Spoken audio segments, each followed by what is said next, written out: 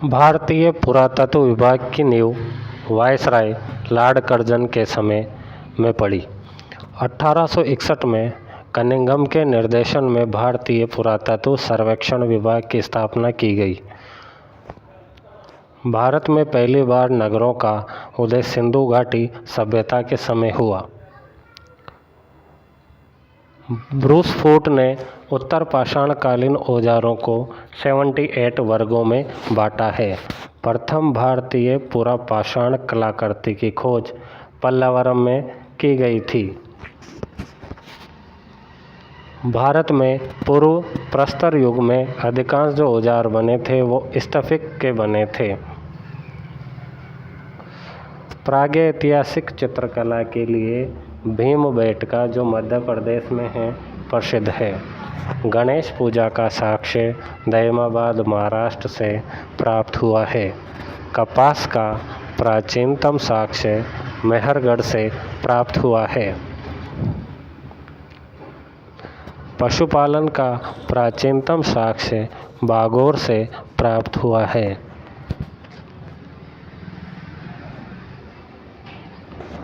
भारतीय उपमहाद्वीप में पालतू भैंस के प्राचीनतम साक्ष्य मेहरगढ़ से प्राप्त हुए हैं। मेसोलिथिक संस्कृति का महत्वपूर्ण स्थल भीमबेटका मध्य प्रदेश में स्थित है। रफीक मुगल ने 1970 में सिंधु एवं घग्गर प्रणाली में हड़प्पा कालीन स्थलों मुख्य चोलिस्तान क्षेत्र की खोज की एवं 1974 में बहावलपुर में अन्वेषण का कार्य भी प्रारंभ किया। वृहद स्नानागार यह मोहनजोदड़ो का सर्वाधिक उल्लेखनीय स्मारक है जो गढ़ी में अवस्थित है और मार्शल ने इसे तत्कालीन विश्व का एक आश्चर्यजनक निर्माण बताया है। मोहनजोदड़ो को सिंधु सभ्यता का सबसे सुंदर नगर था मोहनजोदड़ो। मोहनजोदड़ो का शाब्दिक अर्थ है मृतकों का टीला, जो सिंधी भाषा का शब्द है। इसे सिंध का नकलिस्तान और सिंधु का बाग भी कहा जाता है। मोहनजोदड़ो से कांसे की नर्तकी प्राप्त हुई है।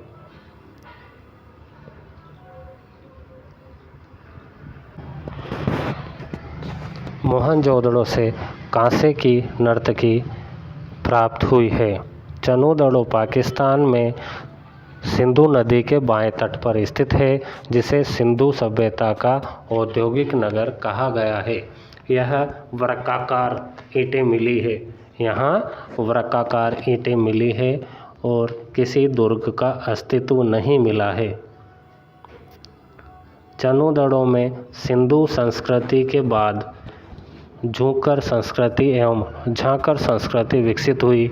मैके ने यहाँ से मनके का कारखाना खोजा है। एसा राव ने लोथल को लघु हड़प्पा एवं लघु मोहनजोदड़ो कहा है। लोथल के पूर्व भाग में पक्की ईंटों का बना हुआ विशाल आकार का एक घेरा मिला है, जिसे एसा राव ने जहाज़ों की गोदी बताया है। यहाँ से फारस की खाड़ी प्रकार की एक मुहर मिली है। 3 युगल समाधियों के उदाहरण भी मिले हैं, जिससे यहाँ सती प्रथा का अनुमान लगाया जाता है। मोहनजोदड़ो के बाद लोथल को भी मुर्दों का जीवित शहर कहा गया और मुर्दों का टीला भी कहा जाता है।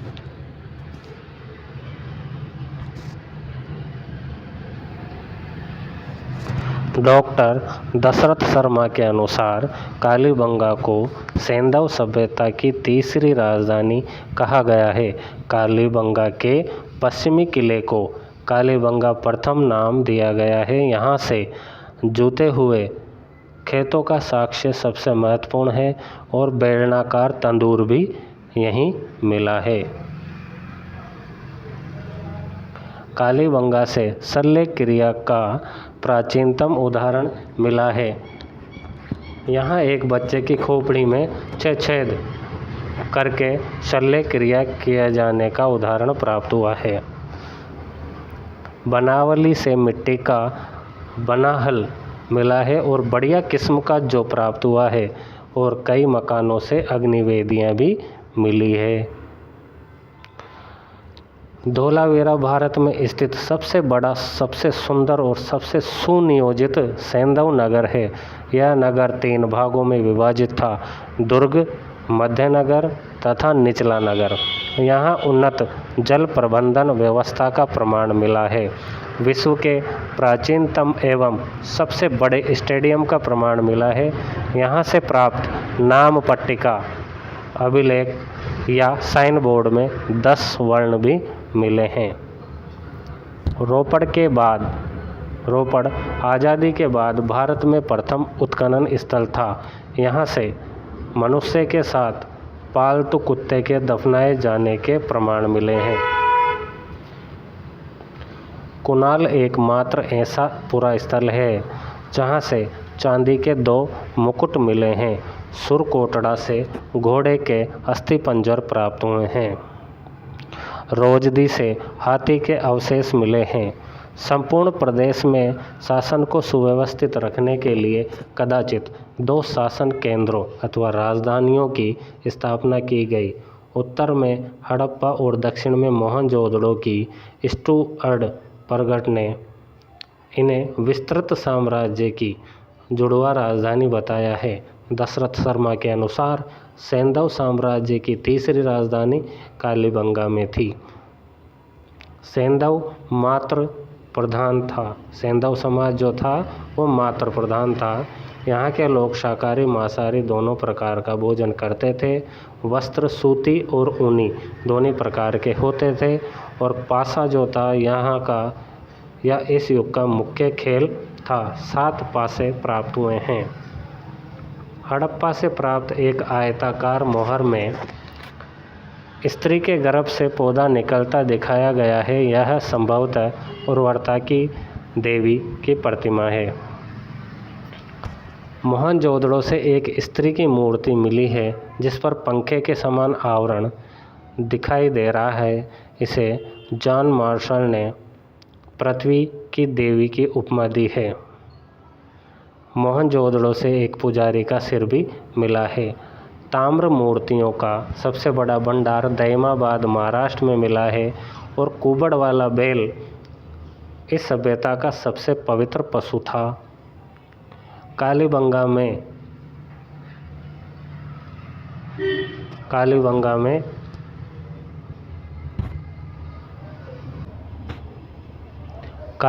में एक सौ दक्षिण उत्तर दिशा में, लोथल में पूर्व पश्चिम दिशा में और रोपड़ में पश्चिम पूर्व दिशा में लिटाया गया प्राप्त हुआ है।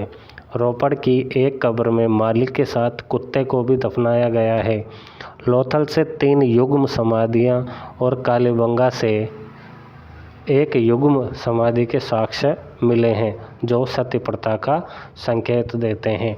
दोस्तों, आपको ये सिंधु सभ्यता टॉपिक को लेकर क्वेश्चन कैसे लगे, आप ज़रूर रिप्लाई करें, कमेंट करें और चैनल पर नए हैं तो सब्सक्राइब करें, अपने दोस्तों को शेयर करें। धन्यवाद।